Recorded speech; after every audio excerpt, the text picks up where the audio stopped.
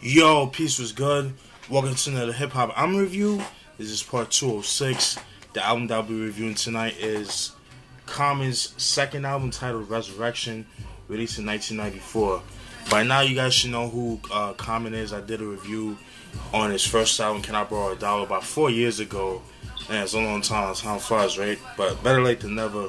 Can I Borrow a Dollar, released in 92. I really enjoyed that album. I feel like it's very slept on, very underrated. But a lot of critics trashed it. You know, they were saying like he was trying to be, like a Das Effects carbon copy, and like his high pitched voice. But the reason why he had the high pitched voice was because he had kind of like a speech impediment problem, like a speech dysfunction. You know, that's what made him cause and make that sound. But in this album, you don't hear that at all on this album, so you don't have to worry about that. For those that didn't hear the album, the album didn't really sell very well. It was okay. It had singles like "Take It Easy," "Sold by the Pound," "Breaker 1-9," joints like that. And like I said, those singles are dope, but it didn't really tread very well. So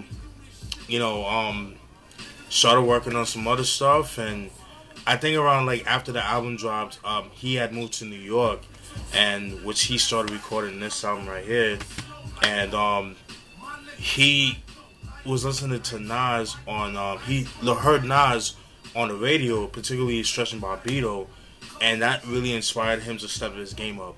That's what really made him step his game up when pen wise and flow wise, like everything about it, man, subject wise, all that shit.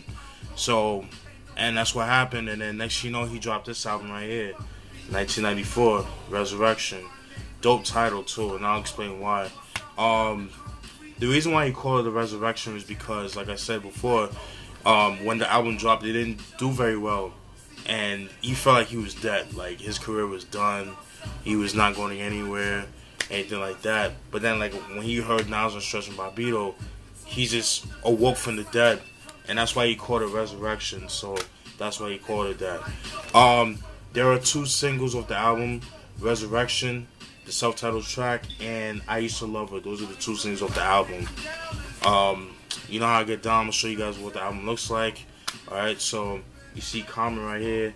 Kind of looks like a Blue Note, jazz-inspired cover. If you guys are familiar with Blue Note Records, you guys know, they have album covers like that. So it kind of has that look to it. And then pretty much the same thing. East side of Stony, because he's from Stony Island in Chicago. The east side, which is the first 7 tracks. And then you got the west side of Stony, which is the last 8, whatever. Because it's 15 tracks, so 8 to 15 is the west side. Alright, you know how I get down. I'm going to show you what the album looks like. Like I said, the CD looks like. I already showed you the album cover. Let me take out the booklet real quick. Got the Black Rob in the background. You already know. Yeah. Open it up. That's what it looks like. Pretty dope. Alright. I can see that. Alright. Then you got the track listing, the shout outs, and then you see Common with his boys chilling in the corner. You know what I mean? You see Chicago and shit. Pretty dope. The producers on the album is just No ID, and why not? Just to save you the trouble. Alright. Now, you know how I get down. I'm gonna go through some of the tracks. Before I do that, let me get a swig of water. Alright, track 1, Resurrection, is the second single of the album. Love the way it starts off the song. Love the piano sample. Very dope way to start the album. Kind of sets the tone of the album, in my opinion. Very different compared to Can I Borrow a Dollar. Like I said, sets the tone of the album. You kind of know what to expect with the album. It definitely has like a really jazzy feel to it. You know what I mean? Resurrection, dope way to start the album. Love the beat, love the drums, love everything about it. Love the video too. Really shows like Chicago, like what Chicago is about. You know what I mean? I like, and like I said before, the reason why he called it Resurrection was because he heard Nas on the radio, and that inspired him to, to get better. And I like the one where he said, I'm Nessie when it's crunch time. For your mind, like one time. If poetry was pussy, I'd be sunshine. Woo! Man, that's dope. Fucking dope. I love that joint, man. He's on his bullshit. You know what I mean? Oh man. That's Resurrection. The first song, second single of the album. Track two, I Used to Love Her, is the first single of the album. This is like the biggest single of the album. Obviously for obvious reasons. For those that know what the song is about, it's about a girl that he first met, kind of like his first crush. Become friends and then become boyfriend, couple, and all that good stuff. But then, you know how it is in a relationship. Sometimes, like, a significant other might get bored of that person and then want to venture to different things. And that's what happened with him. But the woman in this song is actually hip hop. And he's actually talking about the phases of hip hop. So it starts off with, the b-boy styles of hip hop with the cool hercs and the DJs and all that, the park jams and all that. Then, like, within like the mid to late 80s is when you started seeing more like the Afrocentric kind of things, it's like the lyrical shit. Then the Afrocentric era was about, like, the Brand Nubians, the KRS-Ones, the Rakims, Poor Righteous Teachers and stuff like that. And then he talks about the gangster rap, and also this song is actually, which kind of sparked the beef between him and West Side Connection. The line where he said, "Now I see her in commercials. She's universal. She used to only swing it with the inner circle. Now she be in the burbs, looking rockin', dressing hippie, and on some dumb shit. When she comes to the city, talking about popping Glocks, serving rocks and hitting switches. Now she's a gangster rolling with gangster bitches." So that right there, he has issues with gangster rap being like the norm, at the time. So, a lot of rappers were taking shots at gangster rap, and Ice Cube felt some type of way about that. So, and then, Mac 10 made a song called West Side Slaughterhouse, which is a classic. By the way, we did a review on that album on Speaky Cloud Podcast on YouTube.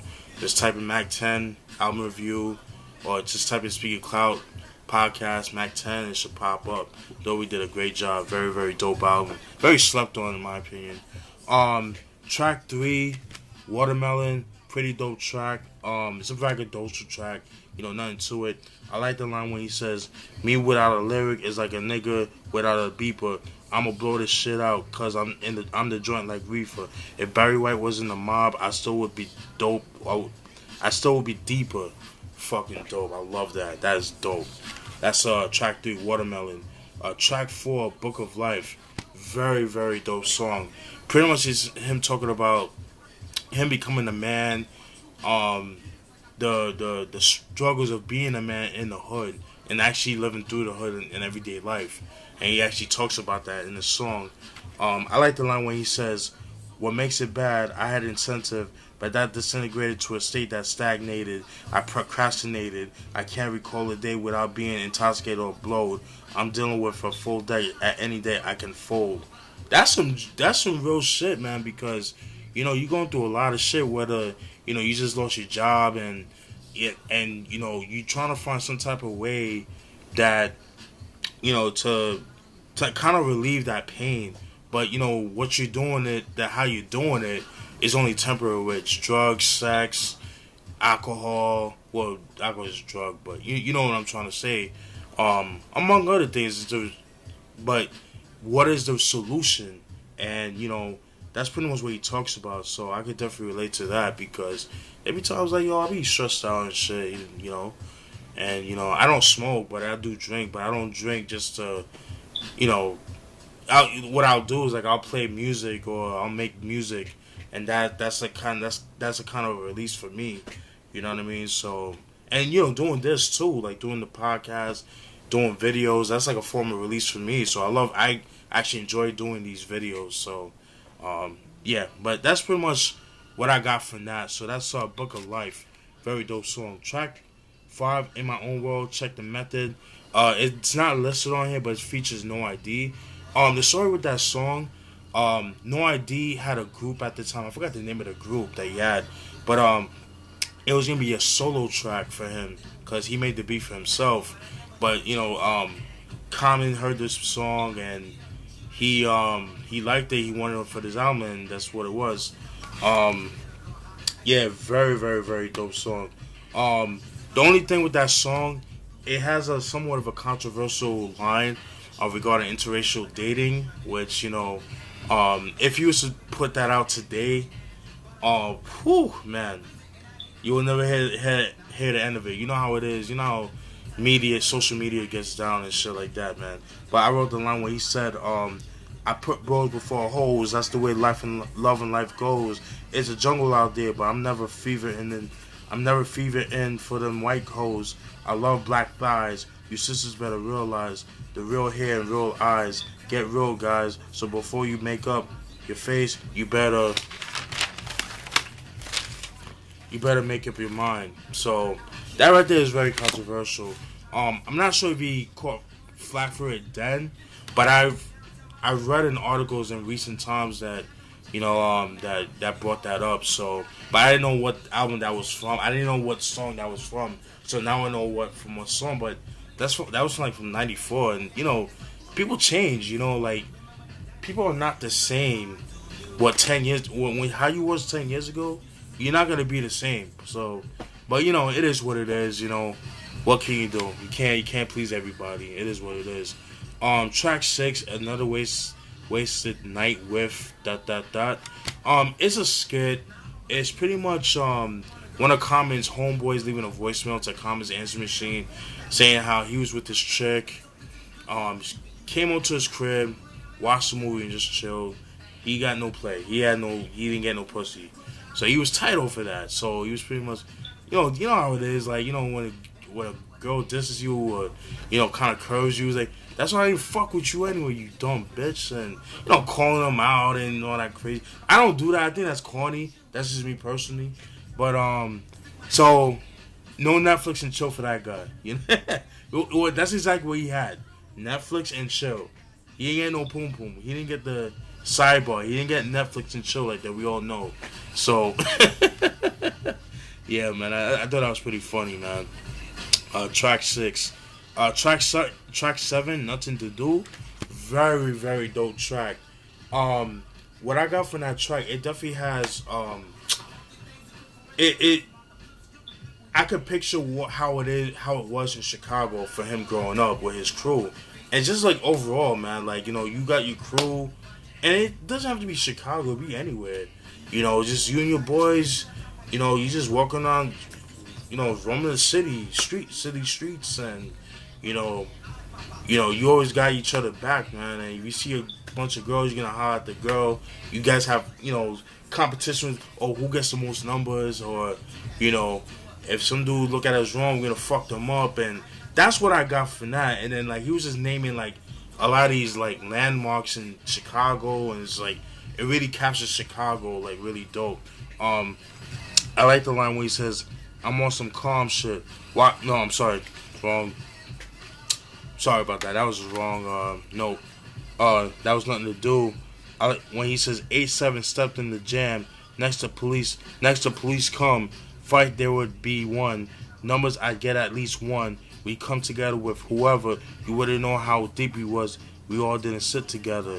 So that's fucking dope, man. Like, I could definitely relate to that, man. Like, you got your boys and shit. You set crew, and like I mentioned before, you just have fun together, man, and chase girls and whatever. Your man's getting into some shit, you make sure you have his back, and vice versa. So that's what I got from that. And also was reading like during the making of the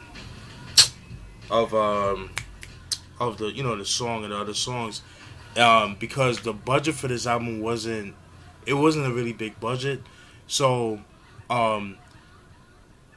No ID, what he would do, he would like record the beats on an answer machine. You know what I mean? Like, that's how, because he didn't have a track recorder, so that's how he record his beats through the answer machine. So I thought that was kind of crazy, but hey, you do what you gotta do. You know what I'm saying? But that's track 7, Nothing to Do. Very dope track. Now we heading over to the west side of Stony Island or Stony, and we head to the song track 8, Communism. One of my favorite songs of the album. Very creative song. What I got from this song is how during the making of the album, he was talking about with this song, the making of this song, he talked about how he couldn't find a lot of words that started with com, the C-O-M. So he just made up whatever fit together, and the way he did it was just so fucking dope. And here's an example. Pretty much using the word calm in a sentence is what I'm trying to say. So I like the line when he says, I'm on some calm shit. Watch calm get complicated. Simple motherfuckers say that the way calm communicated was too complex. I got a complex not to complain. On my brain, no complaining, and so will my community. Fucking dope. That's very creative. I love that. One of my favorite tracks off the album. Straight to the point. Track 9, WMOE. It's pretty much a radio personality just introduced into the next song. Forgot the name of the dude that is introducing, but he's a radio personality, and he passed away I think like a couple years ago. So rest in peace to him. I forgot his name, but that's WMOE. This is a skit, you know what I mean? Nothing to it. Track 10, This Is Me. Very, very, very dope song. In his song, he just expresses himself as a person. Very dope, very introspective. I like the line. I love the line when he says, "Players with plaid, studs with stocking caps. I be rocking raps till I collapse. Niggas play with my tape about as much as they do craps. I'm on point. I see low. I see high. High see. I'm free at last. I'm a free man. Free as world be." Woo! My nigga. Woo! He went in on that. Woo!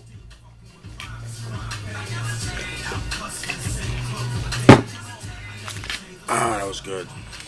That was track 10.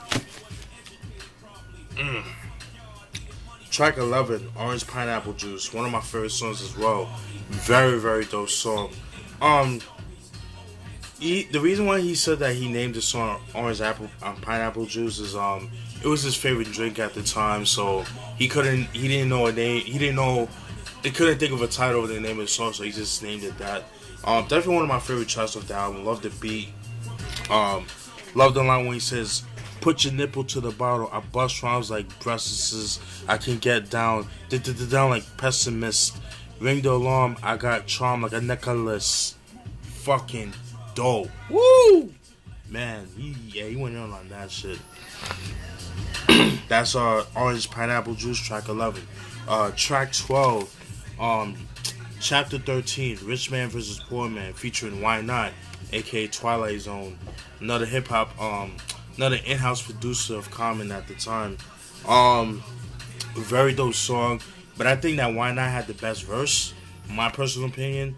I like the line. Well, Why Not? He represents the rich man, and Common represents the poor man, like the regular guy, that's living check by check and shit.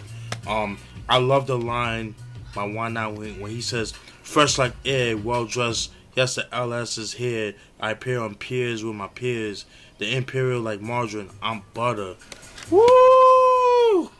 Man, love that shit. And we on some Chi-Town shit now. Like Crucial Conflict. Woo! Man, love that shit. Yeah, man. Track 12, chapter 13, Rich Man vs. Poor Man. Very, very dope. Track 13, Maintaining. Very dope song. Definitely has like a party vibe to it, but it's still boom bap, if that makes sense. Very, very dope. I like the line when he says, "I fall fresh upon the spirit," with the lyric that's overwhelming, and house more hoes than Spellman. I mean, it's simple, but I like it. I thought that was very catchy. And everybody that doesn't know about Spellman, he's about Spellman College in Atlanta, Georgia. That's an all-women's college and shit. So I thought that was pretty dope. Track 14, Some Shit I Wrote. I love this joint, man. One of my favorite tracks off the album. Love the beat. Very dirty, very jazzy. I love that. That really dirty jazz piano. He went in on this shit right there. Like, Some Shit I Wrote. Yeah, that's a perfect title for this song, man. Okay, he wrote some shit. I like the line when he says, "Marks are erased like racism. I'm as large as a bigot. Brew is my escapism. When I'm bubbly, I just kick it." I love that. That's very dope. Another line I like when he says, "My foundation's a black block of niggas that rock that they hack cock. I'm real like a fight with my rap. Rappers are slapbox. Back, I got my raps cocked. Get your Glock out. The black face got the tall flavor with the fat taste. The rat race is the rat race." Woo! Man, yo, Common, woo! Yo, I think he went in on that. That was dope. That's track 14. Track 14, some shit I wrote. There's another dope lines, but I didn't want to take up a whole bunch of space. But you guys get the idea. And track 15, Pop's rap. It's just Common's dad, just doing like a spoken word, and and that was dope too because Common wanted to show hip hop like, yo, here's somebody that's from the hood, but that still have a good relation with his dad. His dad is in his life. So, the story with that was like with what I just said, but also he brought his dad to the studio and he just told his dad, like, yo, just say something. Just say something. Speak your wisdom. So he just started saying what he had to say, and then the rest is history. And then we had a whole bunch of pop raps throughout, I don't know how many albums. But he also passed away, I want to say, I think like 2 years ago or last year, something like that. Rest in peace to the Common's dad. I forgot his name. I think it's Lynn, or something. I forgot his name. But rest in peace to you, brother.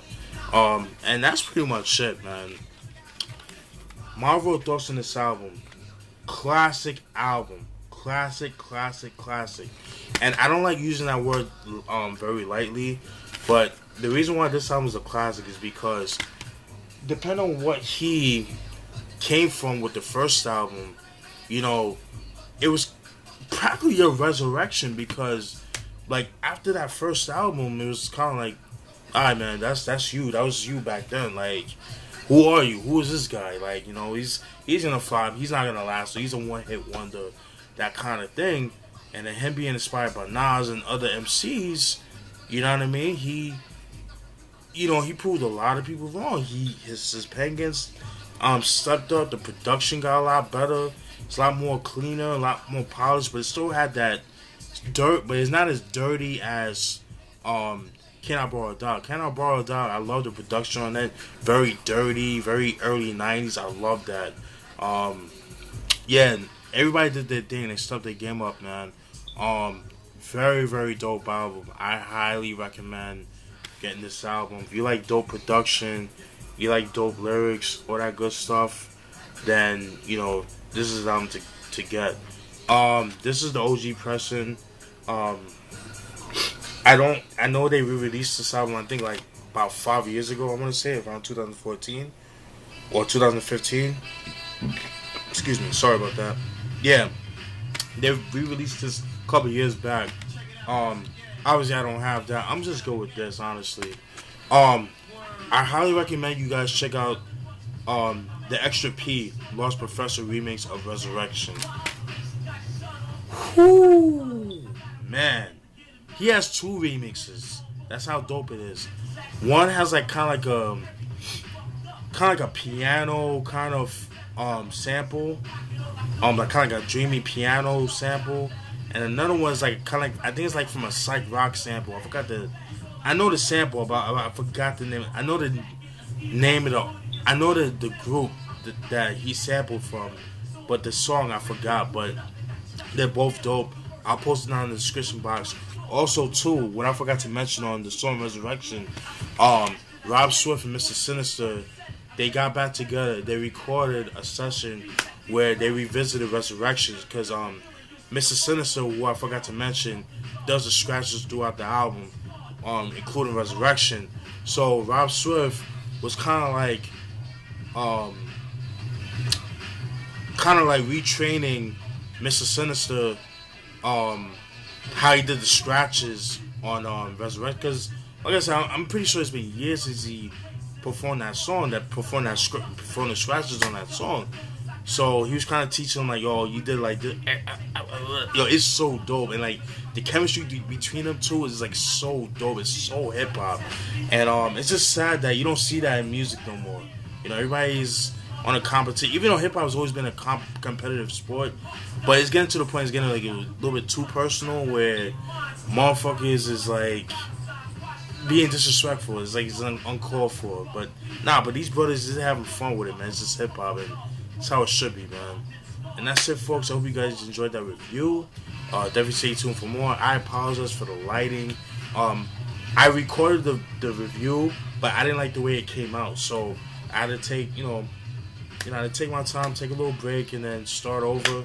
And I think I nailed it. All right. Let me know what you guys think. Did you like the album? Let me know what you guys think. All right. And like I said, dope album, flawless album. You know what I mean? No wax song that I could think of. I could play this whole album without skipping a track. Very dope. I know some people say that this album is a little overrated. I have to disagree with that, just because of where he came from compared to other MCs.